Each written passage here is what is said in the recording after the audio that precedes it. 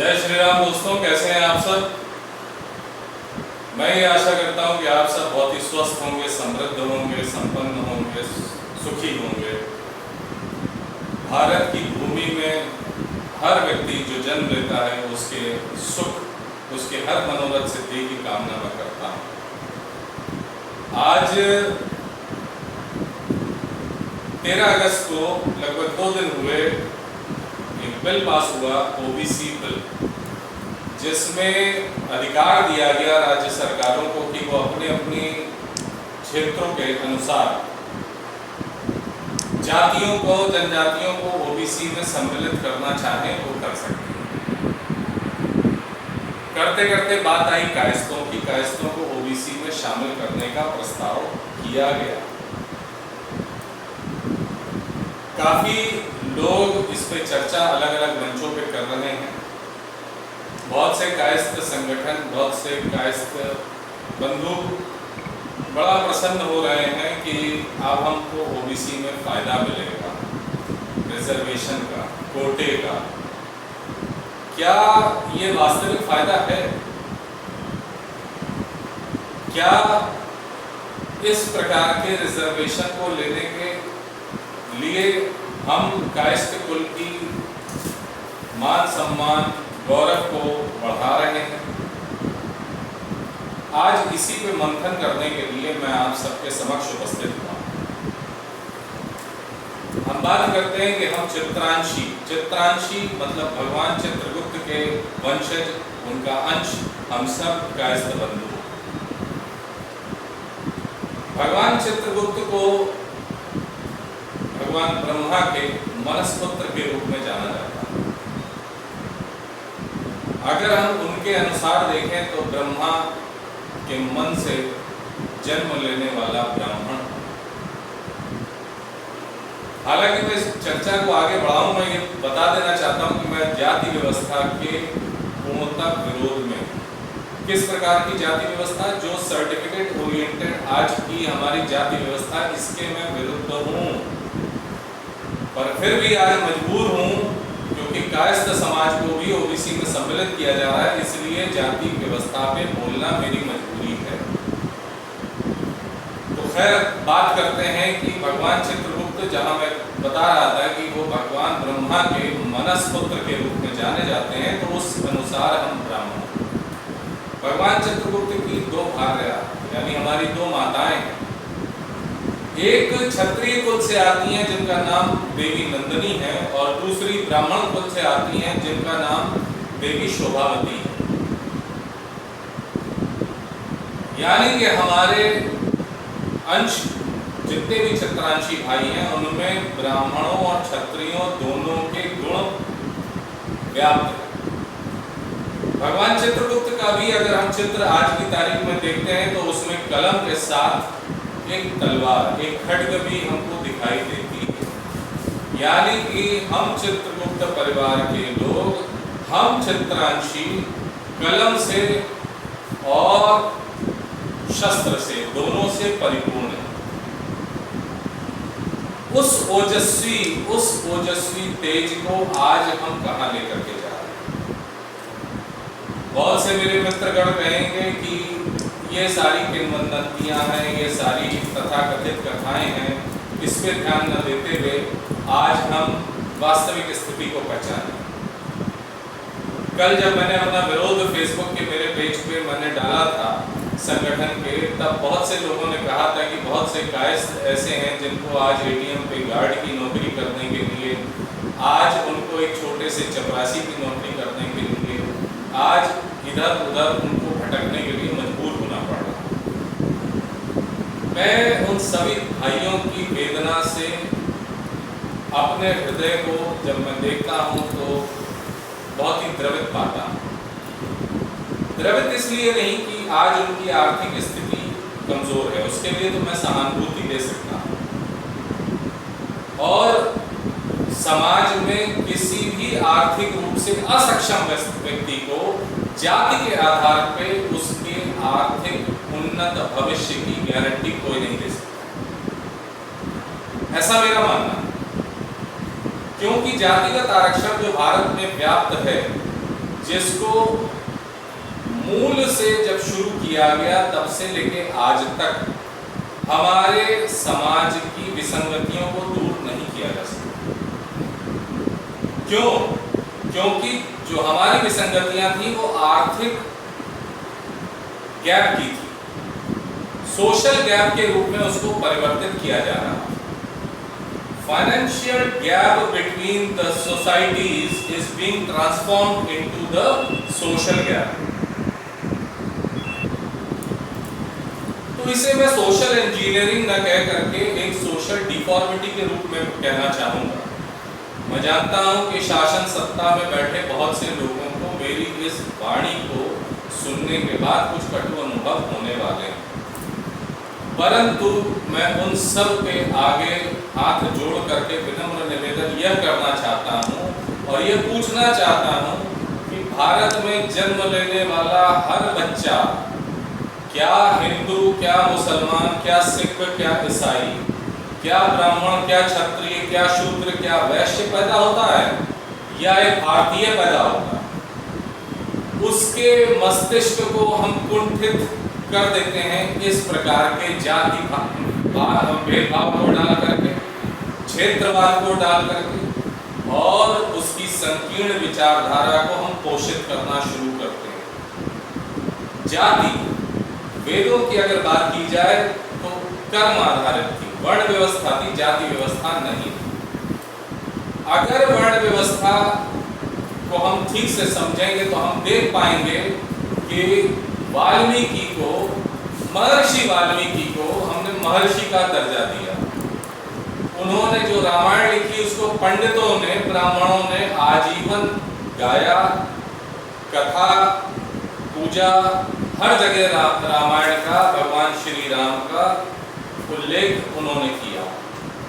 भगवान श्री राम का सबसे प्रिय मित्र आज की जाति मल्लाह यानी केवट राज निषाद का मैं जिक्र कर रहा, जिसको उन्होंने अपने बगल का आसन दिया, जिसको उन्होंने अपने सीने से लगाया, उसको अपने मित्र का दर्जा दिया।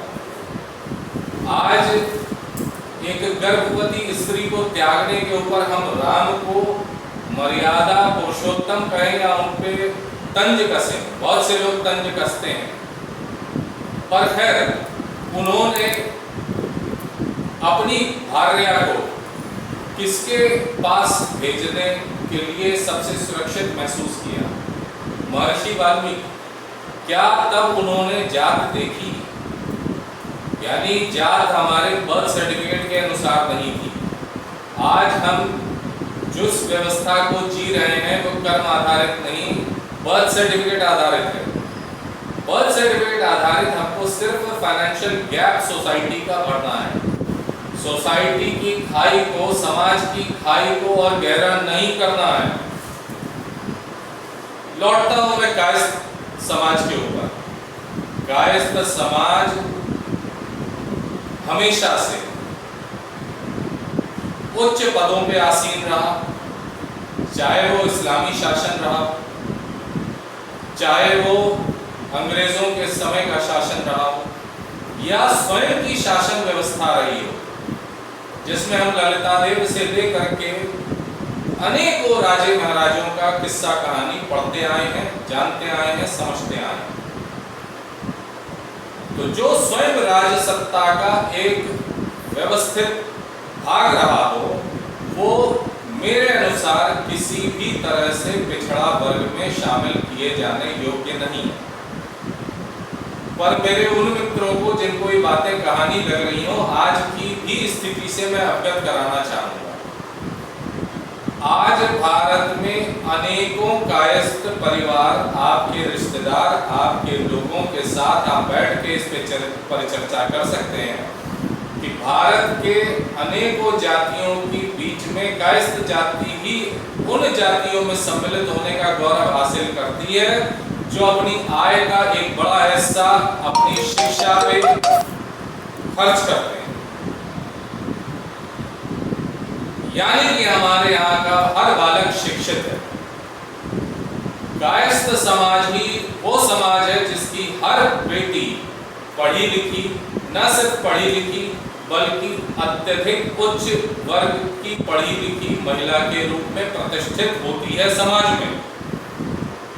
महिला अधिकारों की बात करें तो हमारे घरों की महिलाएं न सिर्फ उच्च पदों पे हैं, बल्कि घरों के अंदर भी, चाहे वो बहू के रूप में हो चाहे बेटी के रूप में हो, उनको महिला अधिकार सबसे ज्यादा प्राप्त है। क्या ये पिछड़ी जाति का द्योतक है?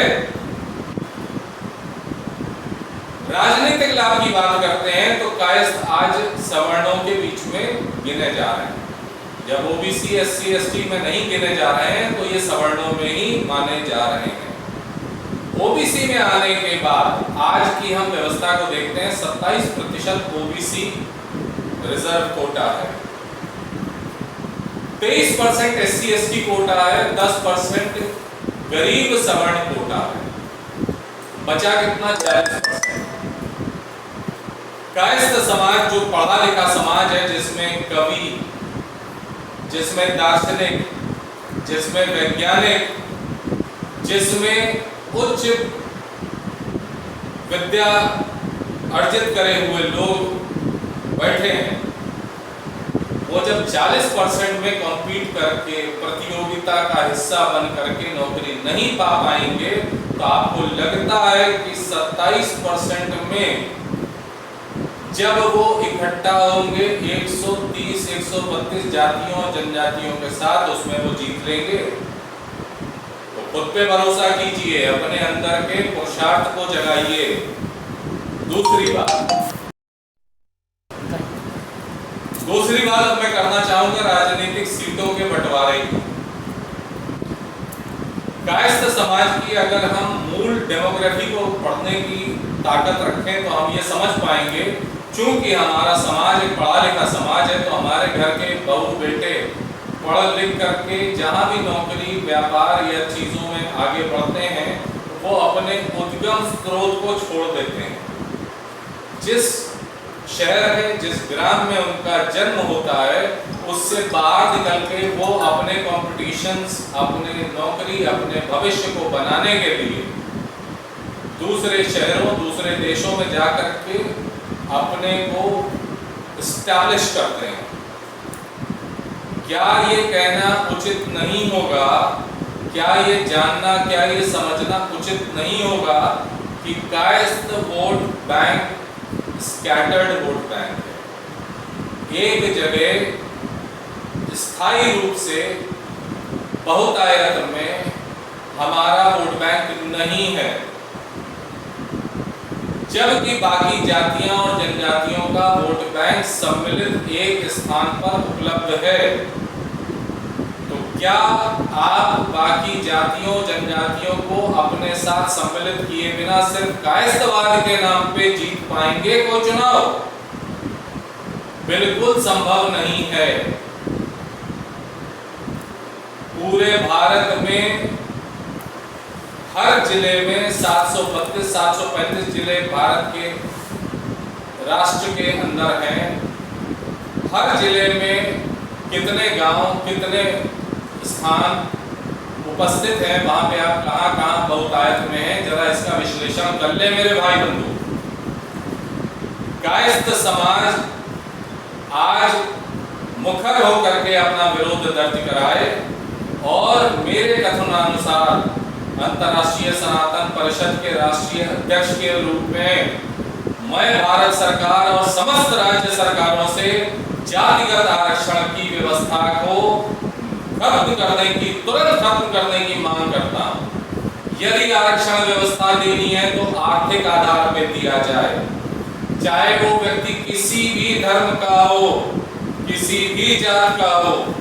यदि वो आर्थिक रूप से पिछड़ा है तो उसको मूल धारा में लाने का मैं पक्षधर हूं और ऐसी व्यवस्था को हमें सृजित करना ही होगा। जाति भेद दिलों में, दिमाग में बैठा करके हम हर व्यक्ति, हर जाति का पतन सुनिश्चित कर रहे हैं। भारत को एक अंधकार में भविष्य की तरफ ले जाना चाह रहे हैं। उदाहरण स्वरूप मैं पुनः कायस्थ समाज का उल्लेख करना चाहूंगा। आज हमारे घरों में बच्चे graduate, post graduate, MEd, MPhil, doctorate किए हुए बैठे हैं, अच्छे पदों पे बैठे हैं, जब ओबीसी आरक्षण के बाद वो कंपटीशन में जाएंगे, क्या आप ये गारंटी कर सकते हैं कि वो उस कंपटीशन को उसी मनोभाव के साथ जीतने की कोशिश करेंगे जब उनको पता हो कि इंटर पास बच्चा भी उसी पद के लिए आ रहा है और उनको उसी छोटे पद के लिए समझौता करना है? क्या वो उच्च पदों के लिए, उच्च शिक्षा ग्रहण करने के लिए लालायित होंगे? क्या उनके मनोभाव पे प्रश्न चिन्ह नहीं लगेगा? क्या आप अपनी बहू उस समाज में ला पाएंगे जिस समाज में आपके पास हाईली क्वालिफाइड बच्चे बैठे हैं? क्या आप बेटियां अपनी जो हाईली क्वालिफाइड हैं बाकी समाज में देना पसंद करेंगे? तो अपने हुनर को निखारिए। जहां तक उस वर्ग का सवाल है जो कायस्थ समाज में आर्थिक रूप से पिछड़ा है, मैं आज ऑफर करता हूं, मैं आज अपना स्वेच्छा से मनोभाव प्रकट करता हूं कि जो सक्षम कायस्थ हैं वो मुझसे, मेरे संगठन से संपर्क करें और हम आगे आए अपने उन कायस्थ भाइयों के लिए जो आर्थिक रूप से पिछड़े हैं। जब हम इंडस्ट्रियलिस्ट, जो बड़े बड़े इंडस्ट्रियलिस्ट हैं, जो बड़े बड़े सत्ता के अधिकारी हैं, नेता हैं, मंत्री हैं, उनके चार्टेड अकाउंटेंट्स के रूप में काम कर सकते हैं, उनके लीगल एडवाइजर्स के रूप में काम कर सकते हैं, उनके राय मशवरा प्रदान करने वाले किसी भी पद के रूप में हम काम कर सकते हैं, तो हम अपनी इंडस्ट्रीज, अपनी फैक्ट्रीज अपने समाज के लिए क्यों नहीं लगा सकते? क्यों नहीं हम आय के साधन इकट्ठा कर सकते? आइए इस पे एक चर्चा की जाए, इस पे आगे कदम बढ़ाया जाए। हम आप जो भी सक्षम लोग हैं वो आगे आकर के कायस्थ समाज के लिए बहुत कुछ कर सकते हैं। भीख में मिला मोती भी, दान में मिला मोती भी, मेहनत से कमाई हुई रोटी के आगे तिरस्कार का भाव साथ लेके आता है। भारत सरकार, राज्य सरकार, उत्तर प्रदेश की सरकार, सबसे मेरा निवेदन है कि आरक्षण व्यवस्था, जातिगत जो व्यवस्था है इसको खत्म करें और आर्थिक आरक्षण का आगे प्रस्ताव सुनिश्चित करें। जो लोग कहेंगे कि आर्थिक समीकरण कैसे देखे जाएंगे, तो मेरे भाइयों का ध्यान मैं उनके राशन कार्ड, उनके पैन कार्ड, उनके आधार कार्ड, उनकी यूआईडीज की तरफ लाना चाहूंगा। आज माननीय प्रधानमंत्री मोदी जी जब चाहते हैं तब एक बटन दबा करके करोड़ों करोड़ों किसानों के खाते में, जनधन खातों में करोड़ों रुपए भेज देते हैं। आज आपको क्या लगता है भारत विश्व की 5वीं आर्थिक महाशक्ति इसी तरह है? क्या आपके द्वारा किए ट्रांजैक्शंस का सरकार को पता नहीं? गरीबी रेखा के ऊपर आकलन किस तरह से सरकारें करती हैं? सिर्फ कमी है इच्छा शक्ति की।